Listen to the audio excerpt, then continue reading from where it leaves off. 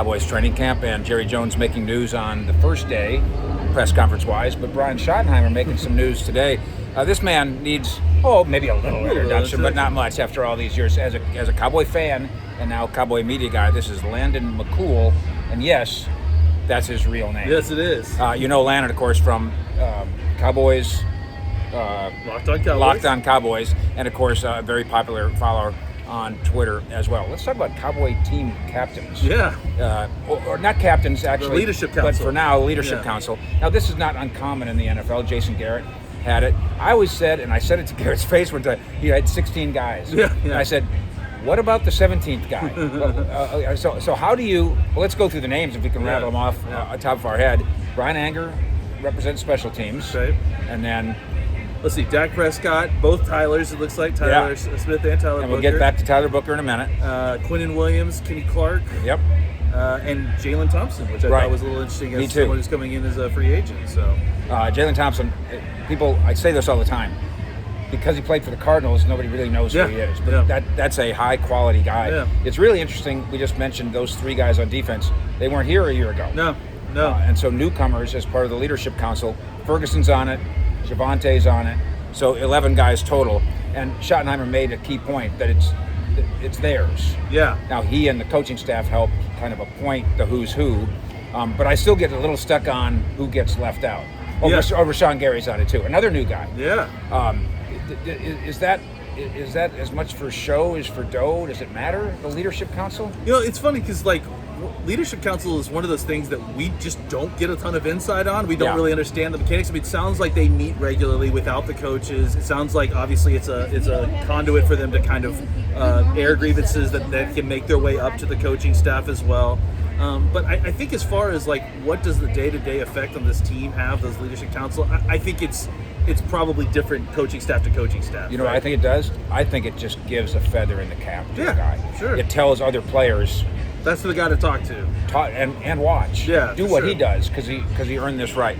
Schottenheimer also on this day as they were getting ready for their first real practice, all over George Pickens in terms of being complimentary. Yeah.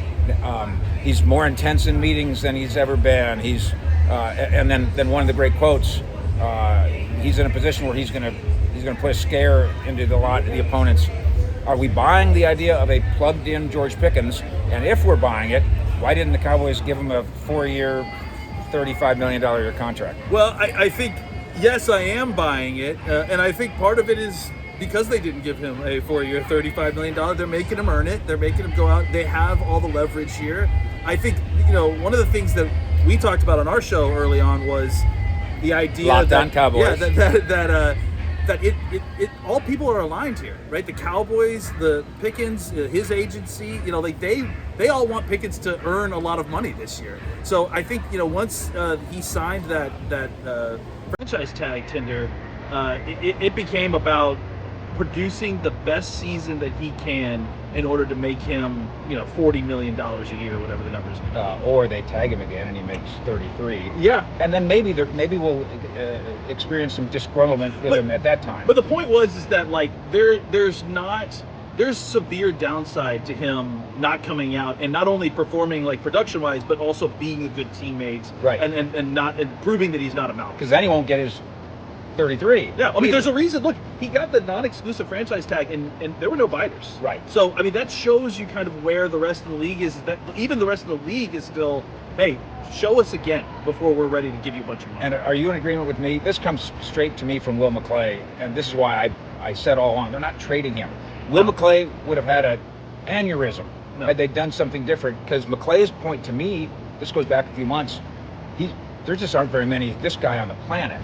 So my belief is you get a Quinnen Williams or Micah Parsons or a George Pickens, whoever. You work so hard to get that rare guy, you keep him, even though it gives you two high-priced wide receivers. Do you agree with that? Yeah, it's funny too because you see people out there, suggesting and I get it, suggesting a trade for Pickens for a defensive player, but that to me seems like you're taking a step back to try to take a step forward. Right. It's like the reason you want to add these defensive pieces is because you have this incredible offense, and Pickens is a huge part of that. And think about where we were last year before Pickens trade. We were constantly talking about how are the Cowboys going to find a second, elite pass catcher that can draw the defense away. So now that they've got it, don't just give it away. Hey, nothing against Noah Brown. No. But I don't want Noah Brown to be the number 2 receiver of my team. Vanoy is a different beast than I think Noah Brown, and we're excited about him. But let's see another year of both these guys before we make a decision about anything.